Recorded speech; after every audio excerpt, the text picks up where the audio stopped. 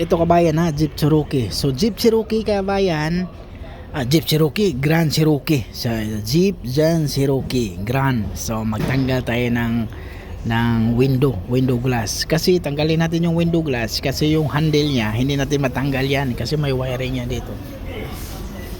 Oh. Tapos itulak mo lang dito. Yan o. Tulak mo lang yan sa kabayan, unahin mo dito para mas maganda unahin dito. Yan o. Tulak mo yan yung kanto na yan o. So kailangan tanggalin mo to para doon sa may kuha niya, panel niya sa window para may angat angat taas mo. Ito yung kabayan. Tulak mo lang siya kabayan. Tulak mo yan tapos sabay hila dito.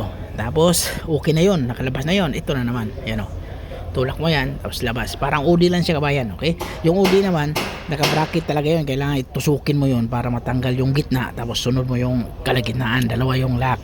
Tapos pag magkabit ka naman sa UD, sa glass, ikabit mo muna yon. Kabit mo agad yung lock bago mag-clip na lang yon siya pag i-lock. Ito at wala nang tatanggalin kasi hindi matanggal yan eh. Pag itulak mo yan, automatic lalabas.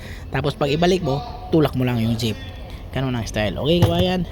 Kasi yung mayroong wiring dito yung kabayan. Yan o. Mayroong tornilyo yan dito. Tornilyo. Jeep.